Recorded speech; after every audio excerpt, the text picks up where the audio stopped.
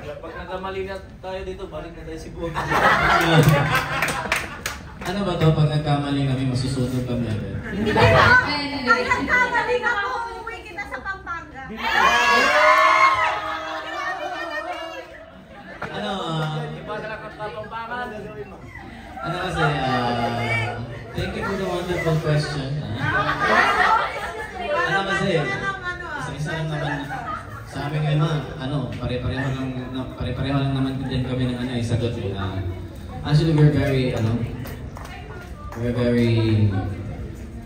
pleasured to be here. Actually, kasi sabi pa ni Simon first time namin dito sa Manila, and it's kind of like pressure to us, but also, pressure, ganun. And hoping na marami pang opportunities na dumating sa amin sa class. And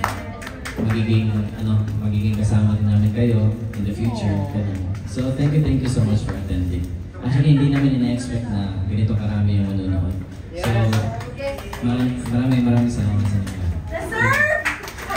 Ay, thank you daw. And I thank you. Parang iiyak ka. In the coming.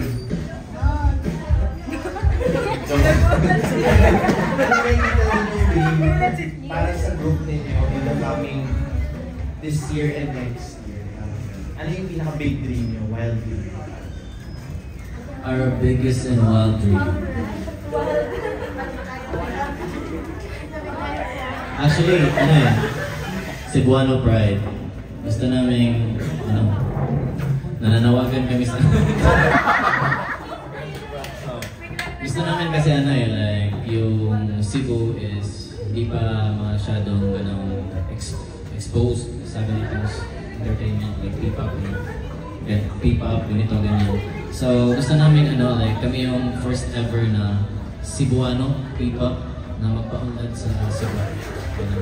Like, and also big stage, and sana manood din sa buong mundo yung nandito ang Blast and with our banging music and kahit anong genre. And to be followed by Simon. Ano ba? Ayun, ano kasi yan yung wildest dream namin? Next year, or like, in the future. Sa amin lang kasi since nagawa naman kasi ng SB19 syempre, yung goal na, di ba na-notice nyo, like yung mga small P-pop groups, madali na lang sa kanila makilala kasi nagawa na ng SB19 na ipakilala yung P-pop community. Yung atin lang siguro is, yung sa amin lang din siguro is, mas dumami pa yung maglakas loob na ipakita yung talent nila na hindi sila magkaroon ng doubt sa self nila na pwede sila sa ganitong industry. As long as they're confident with it na kaya naman nila bumanta, sumayaw. But hindi sapat yun, syempre.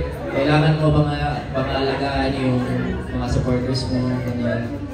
And hindi ko nasagot yun tayo.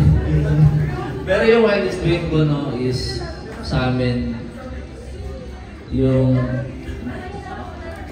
manoon yung mga hindi din siguro yung sa akin as a composer is ma-reciprocate ko yung feeling ng every individual soul sa yung matamaan talaga sila. Like yung sa kanta ko, mag-reflect talaga sila sa mga songs na ginagawa ko. Yun yung goal sa sarili ko. And also for my group, syempre. Yun.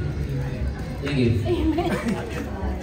Question lang, since ito yung first time natin first time din namin nakita kayo, kasi nakita ko na kayo ilang beses na.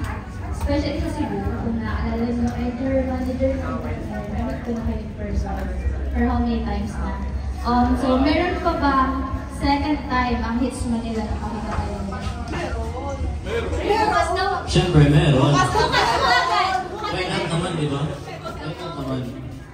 Siguro, papanuhan pa namin. Kasi, naantayan naman namin ang opportunities na lumagsa namin. Possible. Sabi ni Zion, possible, pick-up stage. Pick-up stage or kahit anong event dito sa P-pop sa Manila na i-invite nila. And gagawa natin ng paraan Lalamoy kami. Tama. Alam mo yun.